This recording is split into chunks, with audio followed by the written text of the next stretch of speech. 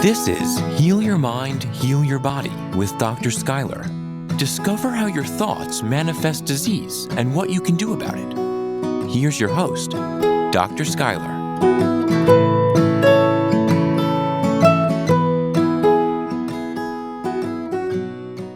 Hi, I'm Dr. Schuyler, and welcome back to Heal Your Mind, Heal Your Body. So this is a podcast where we go over how your mind impacts your GI health and your autoimmune health. I am a licensed psychotherapist, and I specialize in the mind-body connection, what stress, trauma, depression, adverse childhood experiences, and anxiety impacts autoimmune and GI disorders. So what we went over last episode was what was the primary influence with the mind-body connection, and it's emotions. Emotions are the glue that connects the mind to the body. So today we're going to go over the other areas that impact the mind-body connection, and this is how I like to describe it. If you think of the mind-body connection, autoimmune and GI disorders, it's like a piece of pie. It's like a slice of pie and a whole pie. So you have the naturopath doctors and heavy metals and nutrition and all that's very relevant. So this is its own separate slice in this whole wellness pie. And today we're talking about the limbic. What ingredient is in this specific slice of pie? So last week was emotions and today is limbic. So what exactly is the limbic system and why is it so important in autoimmune and in GI conditions? So the limbic system is the primary part of the brain that's responsible for keeping you safe and alerting you that there's danger or picking up that there's danger. So it's actually very responsible for emotional regulation and our behaviors as a result of it. So the easiest way to kind of describe to describe the limbic system is through something called neuroception. Have you ever walked into a room and just felt off? Or that feeling you get when the hair stands up on the back of your neck, like something's just off, something doesn't feel right? Well, those are something called neuroception. Our subconscious mind in our limbic system is constantly scanning the environment for threat detection or safety detection. So this neuroception, this thing we can't quite identify, something just feels off. These little neuroreceptors giving you information about your external environment, whether it's safe or not. So what happens in today's society is people are chronically stuck in a limbic response. And the limbic can be broken down into a couple different little areas. So the limbic is responsible for something called the autonomic nervous system. So you have that up top. And it branches down actually into 3 branches, but we're going to talk about 2 branches. It branches down into the sympathetic nervous system and the parasympathetic. What's happening in today's society when everyone is so anxious? They're worried about what's on social media, what's happening in the world today, the news, the wars, grades, money, politics, anything you name it is alarming this nervous system, the part of it called the sympathetic. So the sympathetic is responsible for engaging us to run from the tiger or a saber-toothed tiger if we're trapped in a cave and we come out and all of a sudden there's a saber-toothed tiger there. The part of the primal brain is either going to ignite to fight, to flight, or to freeze. So what happens in today's society when we're constantly exposed with all these stressors and all these pressures and what the disease response itself starts to create stress. It's like this negative feedback loop. The limbic system becomes overactivated and it actually gets stuck. The limbic system puts the mind and the body in limbo, and we get stuck in either fight, flight, or frozen. So a fight response, and a really good way you can tell if you're fight, flight, or frozen is if you've ever been jump scared, what's your natural default? Mine's frozen. My daughter's, if you jump scare her, you're going to get knocked in the jaw. Like hers is automatic fight. So you can always tell what your default is, but what happens over this prolonged chronic exposure to external stress and internal pressures is we get stuck in this limbic response. Well, how does the limbic response impact the autoimmune and GI? So think about emotions are in 30 trillion of our cells. Emotions are the glue that hold the mind-body together. Our limbic is constantly worrying. It's constantly scanning for environments, either picking up threat or safety. So when it's picking up a sense of threat, like a social media post or news, or worried about finances or getting into college, or just relationship or work, the limbic system, the sympathetic, is directly linked to the immune system. So now you have these anxieties, these fears, these worries that are activating the limbic system, which is causing an inflammatory response in the GI and in the immune system. So you think of it now two ways. You have emotions that contribute to autoimmune GI disorders, and now the limbic system. And then the constant threat detection that our brain is going through 24/7. Even when we're sleeping, our brain's having dreams and we're constantly looking for threats. So what's happening is our body gets in this limbo state because of the limbic system. And this chronic dysregulated nervous system leads to inflammation. And we know this. Adverse childhood experiences, PTSD, trauma, abuse, neglect, even things like unexpressed emotions or toxic relationships or children who are constantly from third grade trying to get into the right colleges. There's a multitude of things that leave us stuck in this response. So the chronic stress of the chronically overloaded limbic system, I like to describe it as if you have your car in neutral, but you're slamming on the gas. It's just revving and going with no reprieve. So the limbic system also has something called the vagus nerve attached to it, and the vagus needs wandering. So it's this nerve that connects the brain, goes through the larynx, goes through the heart, all the way down to the GI tract.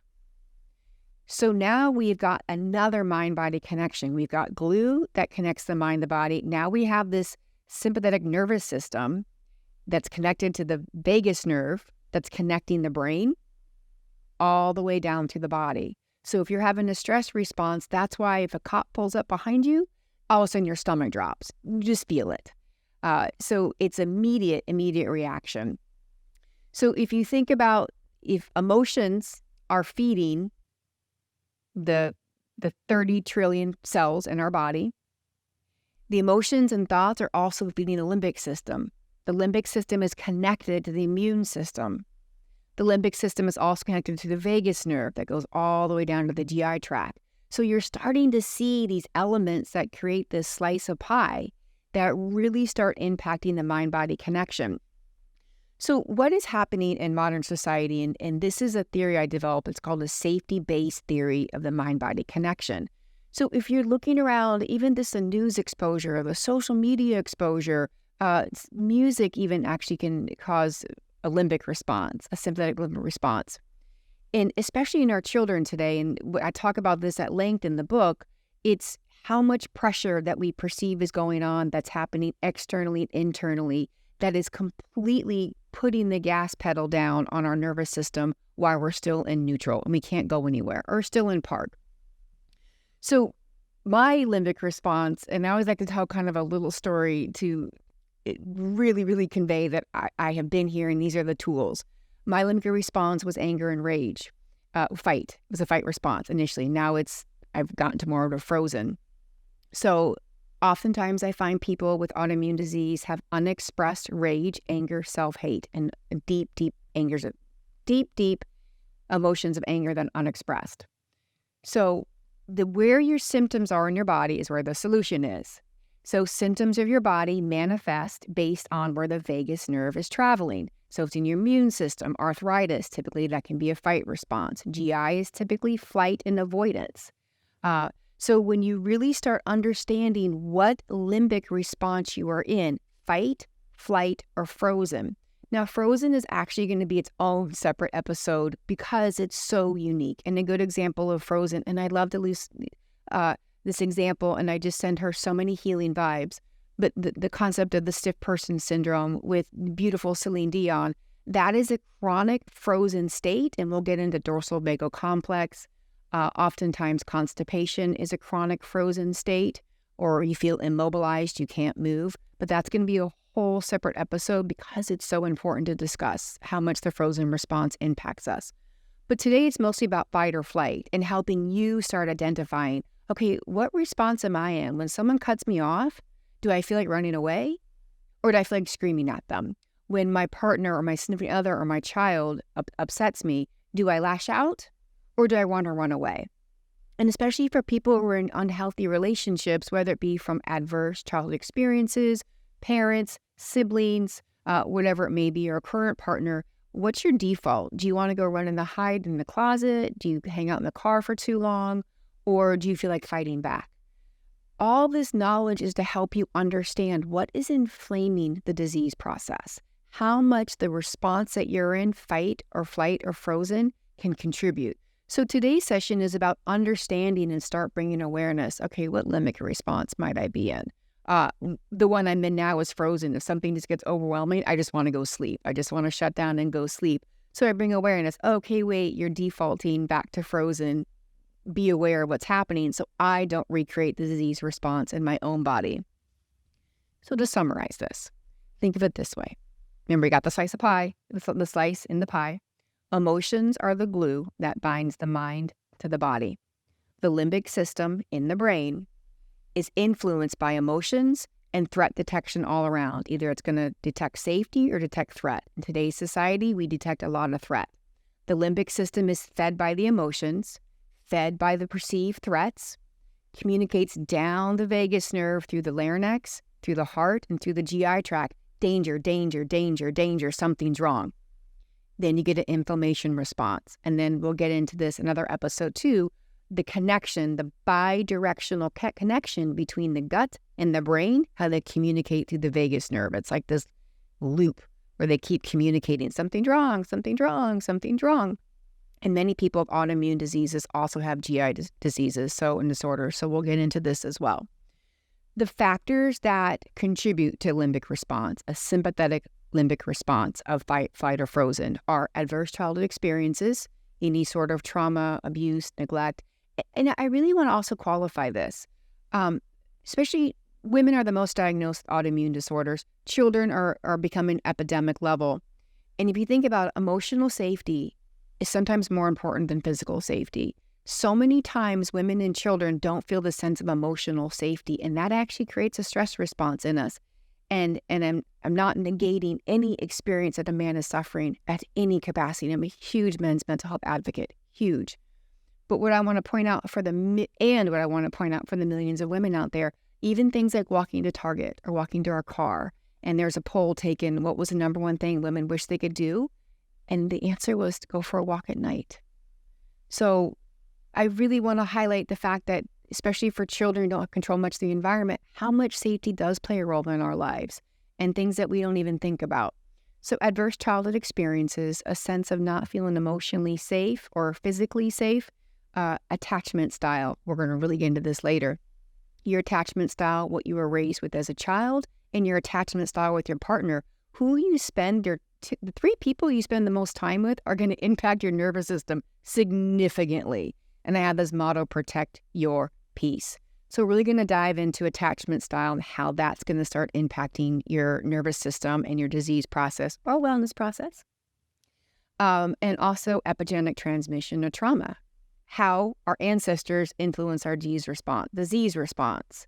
My favorite one we're going to get into soon is how vibes are contagious, the stress contagion. That plays a significant role in the limbic system, how we catch other people's vibes. Just before the podcast, my daughter was running around going, Mommy, where's this? And I'm like, man, your vibes, like, chill. I need to go online. Like, your vibes are stressing me out. Vibes are really, really contagious. So that's a really significant part of the limbic. Also, what we're going to get into is how much the fight, flight, or frozen, if you look at all the other things that you may be doing, the acupuncture, the heavy toxins, the metals, all that is fantastic. But if you're still in fight, flight, or frozen, it's going to be a moot point. This is going to be a moot point. It's so significant to be aware of the second ingredient in this specific slice of pie. So what we're going to talk about later is I'm actually going to have physicians come in sessions moving forward. I'm going to have patients that I've worked with who have calmed their limbic system, how different they feel, physicians who have seen people who have been on stomach transplant list, who are healthy mothers, they're thriving in the society, they're thriving in the world. But what I want you to think about today is last week we went over thoughts, how they create emotions, how emotions are the glue. And this week I want you to think about, what limbic response am I in? Like, what's my default? What do I go to? And how much is that feeding into the emotions that are the glue in my body? Remember, we have 60 to 80,000 thoughts a day. And if so many of those thoughts are anxiety and fear-based on what your brain's perceiving, You're sending those thoughts, those molecules of emotion to 30 trillion cells. So limbic system plays a really, really important role. I really do hope this information helps you guys and it starts making sense. And each podcast, we're going to build upon it. We're going to keep building and building to where you're going to have all these ingredients to the pie and it starts making more sense. So what I want you to do for like the healing work, it's what I say to my pediatric patients, like homework, is ask yourself 2 questions. And I always ask my patients this after like the first or second session. Do you want to heal? And like really think about that. Like, do you want to heal? And a lot of times the parents of the pediatrics that I say, well, of course they want to heal. Of course, who wouldn't want to heal? Really think about that answer and listen to your thoughts. You'll be surprised what comes up. And the next question I want you to ask yourself is, do you believe you can heal?